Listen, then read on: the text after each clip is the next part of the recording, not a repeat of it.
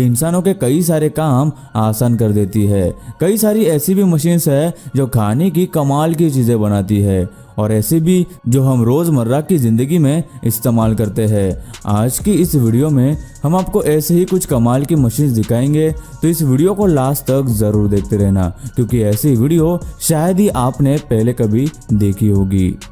दोस्तों, ऐसी ही और वीडियोस देखने के लिए आप उस लाल कलर के सब्सक्राइब बटन को दबाकर बाजू वाली बेल पर क्लिक करके ऑल का ऑप्शन ज़रूर सिलेक्ट करें।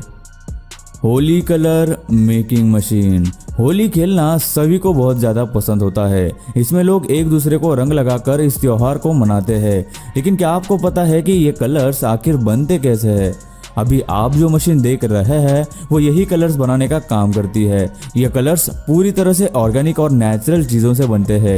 ये अलग अलग कलर्स फूलों और पौधों को सुखाकर बनाया जाता है, जिसके बाद अलग अलग कलर्स को ग्राइंड करके ये मशीन उनका पाउडर बना देती है।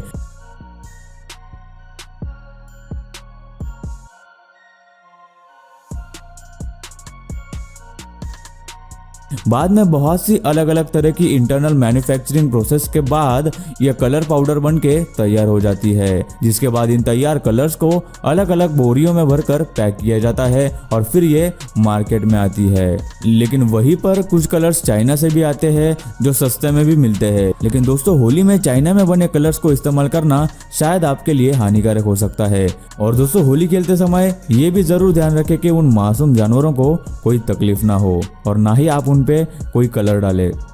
Mosquito coil. मच्छरों के काटने की वजह से हमें डेंगू मलेरिया जैसी बीमारियां हो सकती है और इनसे छुटकारा तो सभी पाना चाहते हैं।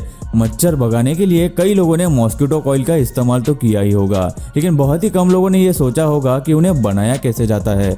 तो इसे बनाने के लिए 4 इंग्रेडिएंट्स की जरूरत पड़ती है, जिनमें नीलगिरी, सिट्रोनिला, टर्मरिक और कोकोनट शेल जैसी अलग अलग तरह की पाउडर का इस्तेमाल किया जाता है, जिन्हें एक मशीन में डालकर उसका एक लिक्विड मिक्सचर तैयार किया जाता है।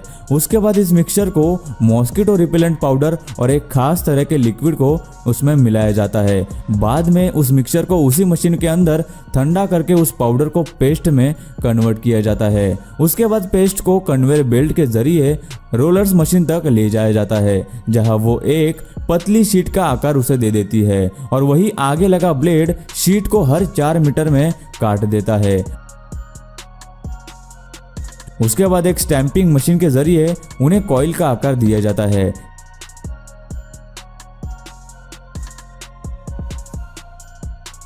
स्टैम्प किए गए कॉइल्स को कर्मचारियों द्वारा ट्रॉली में रखा जाता है और उन कॉइल्स की ट्रॉली को एक हीटर में 131 डिग्री तक गर्म करके उन्हें 5 घंटों के लिए रखा जाता है और बाहर निकालते ही कॉइल्स पूरी तरह से बनकर तैयार हो जाती है। उसके बाद कर्मचारियों की मदद से उन्हें पैकेजिंग लाइन पर डाला जाता है, जहां आगे एक कर्मचारी उन पर कॉइल को स्टैंड पर रखने का काम करता है और उन्हें प्लास्टिक में पैक करने के लिए भेज देता है।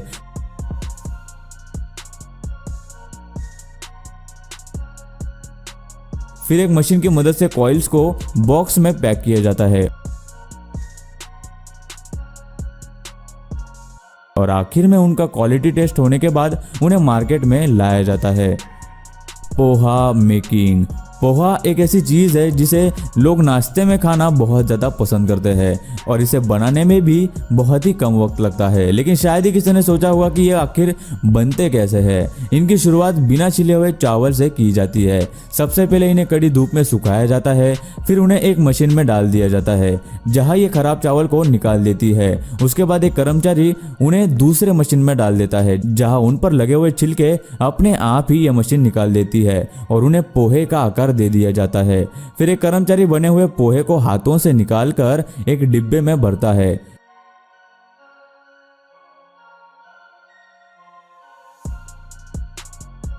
या फिर कई जगह पर इसे मशीन से भी पैक किया जाता है। इस मशीन की मदद से यह काम कुछ ही घंटों में पूरा किया जाता है।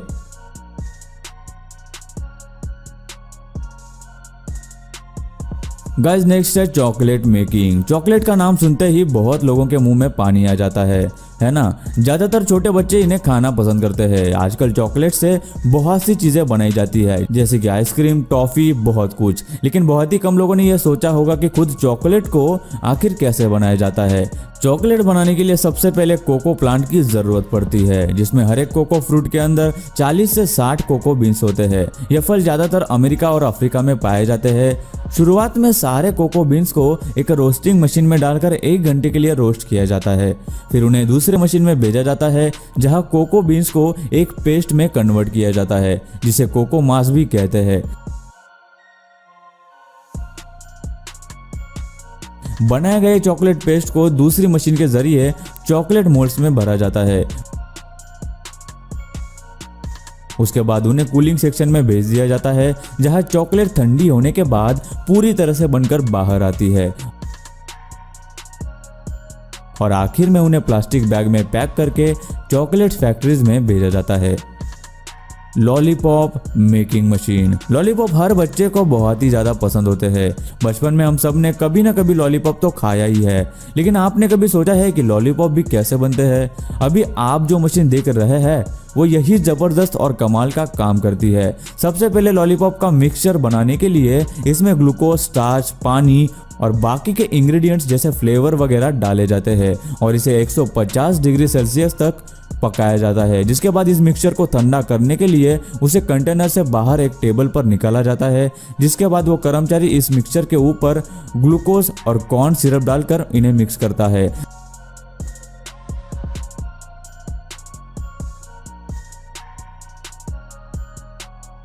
जिससे कि ये मशीन में न चिपके, और फिर उसे मशीन में डाला जाता है, जो इस मिक्सचर का लंबा रोल बनाती है।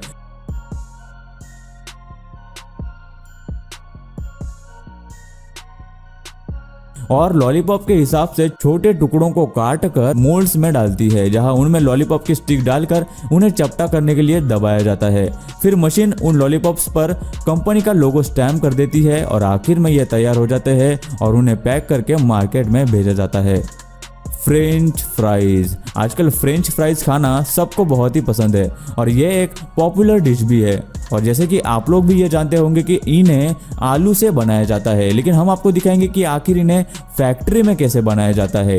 इनकी शुरुआत आलू से की जाती है, जहां इन्हें बड़े से टैंक में अच्छे से धोया जाता है। उसके बाद इन्हें कन्वेयर बेल्ट की मदद से आगे ले जाया जाता है और फिर एक बार उन्हें गर्म पानी के शॉवर में से गुजारते हैं। इसके बाद एक मशीन में डालकर उन्हें फिर से गर्म पानी में भिगो के उन पर लगे हुए छिलकों के साथ खराब आलू को भी निकाला जाता है। फिर उन्हें एक कन्वेयर बेल्ट के जरिए बाहर लाया जाता है, जहां कुछ आलू के छिलके निकलना रह जाते हैं। उसके लिए वही खड़े कुछ कर्मचारियों की मदद से बचे हुए आलू के छिलके निकाले जाते हैं।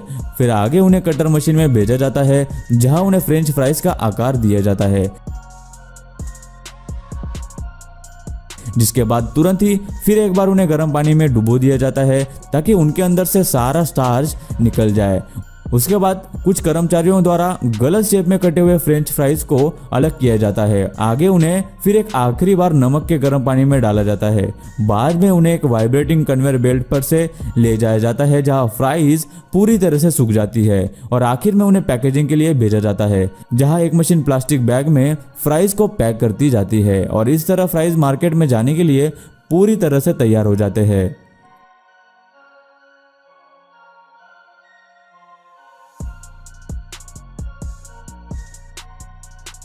और गाइस लास्ट में आता है मशरूम हार्वेस्टिंग। कई सारे लोग मशरूम खाना पसंद करते हैं। कुछ लोग इसे सब्जी की तरह खाते हैं तो कुछ लोग इसे अलग अलग खानों की चीज़ों में इस्तेमाल करते हैं। हालांकि ज़्यादातर मशरूम की प्रजातियां जहरीली होती है और मशरूम में से कुछ ही खाने के लायक होती है, इसीलिए इसकी खेती भी बहुत ही सावधानी से करनी पड़ती है। अभी जो मशरूम आप देख रहे हैं वो खाने लायक है और इसे फैक्ट्री के अंदर उगाया जाता है। इसके लिए चारे को जलाकर मिट्टी के साथ मिला दिया जाता है। उसके बाद इसमें मशरूम के कुछ पार्टिकल्स डाले जाते हैं, जिसके बाद इन्हें लगातार 30 डिग्री तापमान में रखा जाता है। 2 हफ्तों बाद मशरूम उगना शुरू हो जाते हैं। अब इन पर और भी ज़्यादा ध्यान देना पड़ता है। 1 महीने बाद ये काटने के लिए तैयार हो जाते हैं। हर एक कर्मचारी एक एक मशरूम देखकर अपने हाथों से छांटकर निकालता है और उनकी रूट्स को काटकर मशरूम को जमा किया जाता है, जिसके बाद इन्हें मशीन में डालकर साफ किया जाता है। आगे कर्मचारी इन धूली मशरूम में से खराब हिस्सा काटकर बाहर निकालते हैं, जिसके बाद मशीन इन मशरूम्स को छोटे छोटे टुकड़ों में काट देती है और इन्हें वजन करके कैन्स और बॉटल्स में पैक कर दिया जाता है। सो गाइस, आपको इनमें से कौन सी मशीन या फिर बनाने की प्रोसेस ज़्यादा अच्छी लगी, हमें नीचे कमेंट करके ज़रूर बताना। मैं मिलता हूँ आपको नेक्स्ट धमाकेदार वीडियो में, तब तक के लिए नमस्कार।